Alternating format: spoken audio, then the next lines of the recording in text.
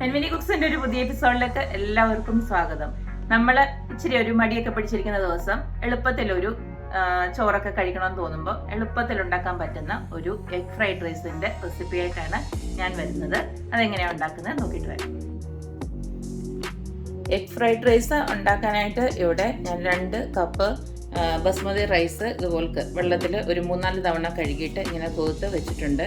ഒരു 10-15 മിനിറ്റോളം ഒന്ന് കുതിർത്ത് വെക്കുന്നത് നല്ലതാണ്. അത് കഴിഞ്ഞിട്ട് നമുക്ക് ഇതിനെ ഒന്ന് വേവിച്ചെടുക്കുമ്പോൾ എപ്പോഴും ശ്രദ്ധിക്കണം, ഒരു 80% മാത്രം വെന്താൽ മതി. ഒത്തിരി അങ്ങ് വെന്ത് പോകരുത് നമ്മുടെ റൈസ്. അത് ഞാൻ വേവിക്കുമ്പോൾ കാണിച്ചു തരാം. ഇനി അടുത്തത് നമുക്കിതിലേക്ക് വേണ്ടത് 2 സവാള ഞാൻ എടുത്ത് വെച്ചിട്ടുണ്ട്, പിന്നെ ഒരു 3-4 പച്ചമുളക് എടുത്ത് വെച്ചിട്ടുണ്ട്, പിന്നെ ഒരു ചെറിയ കഷ്ണം ഇഞ്ചി, 3-4 വെളുത്തുള്ളി, പിന്നെ കുറച്ച് നമ്മുടെ കൊറിയാണ്ടർ ലീവ്സ് മല്ലിയില, പിന്നെ ഒരു ക്യാരറ്റ് എടുത്ത് വെച്ചിട്ടുണ്ട്, പിന്നെ ഒരു ഹാഫ് പോർഷൻ cabbage എടുത്ത് വെച്ചിട്ടുണ്ട്, പിന്നെ കുറച്ച് കറിവേപ്പില എടുത്ത് വെച്ചിട്ടുണ്ട്. പിന്നെ നമുക്കിതിലേക്ക് വേണ്ടത് മുട്ടയാണ്. മുട്ടയുടെ നമുക്ക് എണ്ണം വേണമെങ്കിൽ കൂട്ടിയും കുറയ്ക്കുകയൊക്കെ ചെയ്യാം. എന്തായാലും എഗ് ഫ്രൈഡ് റൈസ് അല്ല ഉണ്ടാക്കുന്നത്, ഒട്ടും കുറയ്ക്കേണ്ട. ഒരു 4-5 മുട്ട എടുത്തോണം. അപ്പം ഇത് നമ്മൾ സ്ക്രാമ്പിൾ ചെയ്തിട്ടാണ് ഇടാൻ പോകുന്നത്. അത് നമ്മൾ ഉണ്ടാക്കുന്ന സമയത്ത് നമുക്ക് കാണിച്ചു തരാം. അരിഞ്ഞെടുക്കണം എല്ലാ വെജിറ്റബിൾസും. ഇപ്പം ഞാൻ ഫസ്റ്റിൽ ക്യാരറ്റാണ് അരിഞ്ഞെടുക്കാൻ പോകുന്നത്. ഒന്നെങ്കിൽ ഒരു ചോപ്പറിലിട്ടിട്ട് വേണമെങ്കിൽ അരിഞ്ഞെടുക്കാം, അല്ലെങ്കിൽ നമുക്കിഷ്ടമുള്ള ഷേപ്പിൽ, ഞാനിപ്പോൾ ഇത്തിരി നീളത്തിലാണ് അരിഞ്ഞെടുക്കുന്നത്, ആ ഒരു രീതിയിൽ വേണമെങ്കിൽ അങ്ങനെ യൂസ് ചെയ്യാം. ഇപ്പം അതല്ല, അതിനൊന്നും ടൈം ഇല്ലാത്തവർക്കാണെങ്കിൽ നമുക്കൊരു ചോപ്പറിനകത്ത് വെച്ച് ചെറുതായിട്ട് അരിഞ്ഞെടുത്താലും മതി. ഞാനിപ്പോൾ ഈ ഒരു ഷേപ്പിലാണ് അരിഞ്ഞെടുക്കുന്നത്. ഉണ്ടല്ലോ, ഈ ഒരു ഷേപ്പിലെല്ലാം നമുക്ക് അരിഞ്ഞെടുക്കണം. ക്യാരറ്റ് എല്ലാം ഇപ്പം ഞാൻ അരിഞ്ഞെടുത്തിട്ടുണ്ട്. ഇനി നമുക്ക് ഉള്ളി ഒന്ന് അരിഞ്ഞെടുക്കണം. ഉള്ളി ഞാനിപ്പോൾ നീളത്തിൽ തന്നെ ആണ് അരിയുന്നത്. ഇതുപോലെ സ്ലൈസായിട്ട് അരിഞ്ഞെടുക്കുകയാണ്. അപ്പോൾ ഉള്ളിയും ക്യാരറ്റും ഒക്കെ ഞാൻ അരിഞ്ഞു കഴിഞ്ഞു. ഇനി നമുക്ക് ക്യാബേജ് ഇതുപോലെ ഒന്ന് അരിഞ്ഞെടുക്കണം. ഇതുപോലെ ഒന്ന് സ്ലൈസായിട്ട് നീളത്തിൽ അരിഞ്ഞെടുക്കണം. അപ്പോൾ ഞാൻ എല്ലാ വെജിറ്റബിൾസും അരിഞ്ഞു കഴിഞ്ഞിട്ടുണ്ട്. ഇനി നമ്മുടെ മല്ലിയിലയും ഇഞ്ചി, പച്ചമുളക്, വെളുത്തുള്ളി ഇതെല്ലാം കൂടെ ഞാൻ ഫൈനായിട്ട് അരച്ചെടുക്കാൻ പോവാണ്.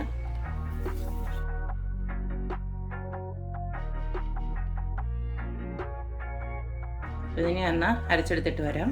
അപ്പം നമ്മുടെ ഇഞ്ചി, വെളുത്തുള്ളി, മല്ലിയില ഇതെല്ലാം കൂടെ പച്ചമുളക് ഇതെല്ലാം കൂടെ ഞാൻ അങ്ങോട്ട് അരച്ചെടുത്തിട്ടുണ്ട്. ഈ ഒരു പരുവത്തിൽ അരച്ചെടുത്താൽ മതി. അത് നമുക്ക് നമ്മുടെ റൈസ് ഒന്ന് വേവിച്ചെടുക്കാനുണ്ട്. അതിന് വേണ്ടിയിട്ട് ഞാനൊരു നോൺ സ്റ്റിക്ക് പാനിലോട്ട് തന്നെ കുറച്ച് വെള്ളം അടപ്പിലോട്ട് വെച്ചിട്ടുണ്ട്. അതിപ്പോൾ ഏകദേശമൊക്കെ തിളയ്ക്കാറായിട്ടുണ്ട്. ഈ സമയം നമുക്ക് ഇതിലേക്ക് കുറച്ച് ഉപ്പിട്ട് കൊടുക്കാം. ഞാനിപ്പോൾ ഒരു 1/2 ടീസ്പൂണോളം ഉപ്പിട്ട് കൊടുക്കുന്നുണ്ട്. നമ്മുടെ ചോറിന് ആവശ്യമായിട്ടുള്ള ഉപ്പാണ് ഇട്ട് കൊടുക്കേണ്ടത്. ഇനി നമുക്ക് നേരത്തെ നമ്മുടെ കുതിർത്ത് വെച്ചിരിക്കുന്ന അരി ഉണ്ടല്ലോ, അത് നമുക്ക് ഇങ്ങോട്ടൊന്ന് ആഡ് ചെയ്ത് കൊടുക്കാം.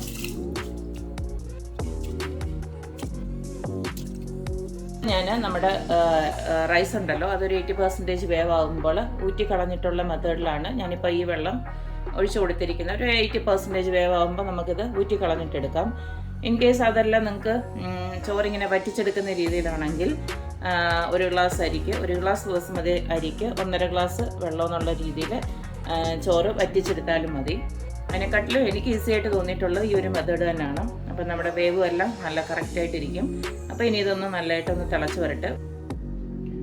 അപ്പം നമ്മുടെ റൈസ് ഇട്ടത് ഈ ഒരു ഇതിൽ വെന്ത് കിട്ടിയിട്ടുണ്ട്. ഈ ഒരു ഇതിൽ മതി, ഇത്രയും ഒരു വേവ് മതി. കണ്ടില്ലേ, ഒരു 80%ഓളം വെന്തിട്ടുണ്ട്, അത്രയും മതി. ഈ സമയത്ത് നമുക്കൊരു സ്ട്രെയിനറിലോട്ട് ഇതൊന്ന് ഊറ്റി മാറ്റാം. ഞാനിപ്പോൾ സ്റ്റവ് ഓഫ് ചെയ്തിട്ടുണ്ട്. ഇനി അത് കഴിഞ്ഞിട്ട് മതി ബാക്കി എന്താണെന്നുള്ളത് കാണിച്ചു തരാം. ഇനി നമ്മുടെ ഫ്രൈഡ് റൈസ് ഉണ്ടാക്കാനായിട്ട് ഫസ്റ്റിൽ ഞാൻ ആ സെയിം പാനിൽ തന്നെ എടുത്തിട്ടുണ്ട്. ഇനി അതിലേക്ക് നമ്മുടെ ഫസ്റ്റിലൊന്ന് മുട്ട നമ്മുടെ പൊട്ടിച്ചൊഴിക്കാം. ഇതിലേക്ക് നമുക്ക് കുറച്ച് ഉപ്പിട്ട് കൊടുക്കാം, പൊടിയോളം മതി. അതുപോലെ തന്നെ കുറച്ച് കുരുമുളക് പൊടി. പിന്നെ നമുക്ക് ഇച്ചിരി ഒന്ന് കൂട്ടിയിട്ടിട്ട് ഒന്ന് സ്ക്രാമ്പിൾ ചെയ്തെടുക്കാം.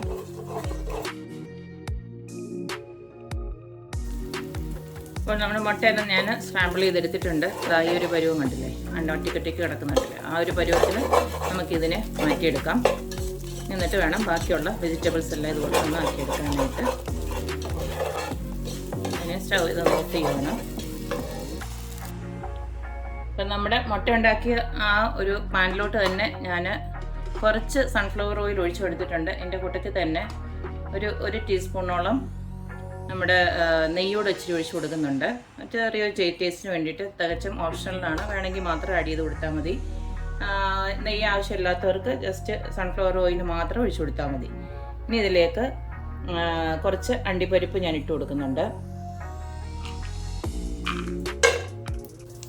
അണ്ടിപ്പരിപ്പിൻ്റെ ജസ്റ്റ് നിറം ഒന്ന് മാറി വരുമ്പോഴത്തേക്ക് നമുക്ക് നമ്മുടെ എടുത്തു വെച്ചിരുന്ന കറിവേപ്പിലയും അരിഞ്ഞ ഉള്ളിയോടെ അങ്ങോട്ട് ഇട്ട് കൊടുക്കാം.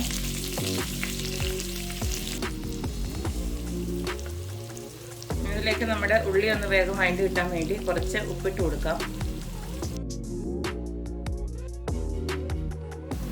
ഇപ്പോൾ നമ്മൾ ഇട്ടിരുന്ന ഉള്ളിയൊക്കെ ഒന്ന് വഴണ്ടി വന്നിട്ടുണ്ട്. ഈ സമയം നമ്മൾ നേരത്തെ അരച്ചു വെച്ച നമ്മുടെ മല്ലിയിലയും പച്ചമുളകും വെളുത്തുള്ളി ഇഞ്ചിയില്ലേ അതങ്ങോട്ട് ഇട്ട് കൊടുക്കാം.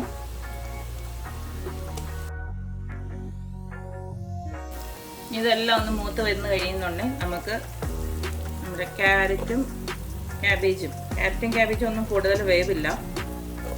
ഒന്ന് ജസ്റ്റ് ഒന്ന് കടിക്കണം നമുക്കത്, എങ്കിലേ അതിൻ്റെ ഒരു ടേസ്റ്റ് ഉള്ളൂ. അതുകൊണ്ട് ജസ്റ്റ് ഒന്നിട്ട് നല്ല ഹൈ ഫ്ലെയിമിലിട്ട് ഇതെല്ലാം ഒന്ന് നന്നായിട്ട് ഇളക്കി എടുക്കുക.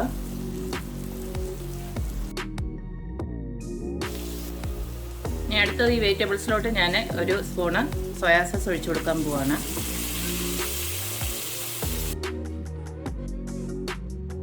ഇതുവരെ ഞാൻ നല്ല ഹൈ ഫ്ലെയിമിൽ വെച്ചിട്ടാണ് നമ്മുടെ വെജിറ്റബിൾസൊക്കെ ഒന്ന് വേവിച്ചെടുത്തത്.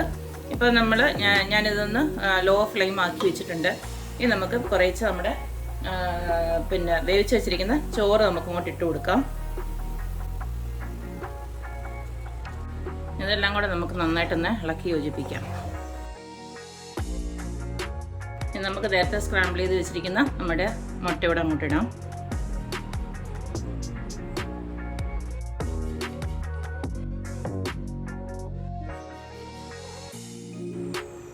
നമ്മുടെ എഗ് ഫ്രൈഡ് റൈസ് ഇവിടെ റെഡി ആയിട്ടുണ്ട്. അപ്പോൾ ഈ ഈസി ആയിട്ടുള്ള ഫ്രൈഡ് റൈസ് എല്ലാവരും ഉണ്ടാക്കാൻ നോക്കണം. വളരെ എളുപ്പത്തിൽ ആർക്കും ഉണ്ടാക്കാൻ പറ്റുന്ന ഒരു ഈസി ഫ്രൈഡ് റൈസ് ആണ്. അപ്പോൾ എൻ്റെ റെസിപ്പീസ് ഇഷ്ടപ്പെടുന്ന എല്ലാവരും please like, share and subscribe. നിങ്ങളുടെ അഭിപ്രായങ്ങളൊക്കെ കമൻസ് ആയിട്ട് നിങ്ങൾക്ക് അതിനകത്ത് തന്നെ എഴുതാം. അപ്പോൾ ഇനിയൊരു അടിപൊളി റെസിപ്പിയായിട്ട് വരുന്നിടം വരെയും ബൈ.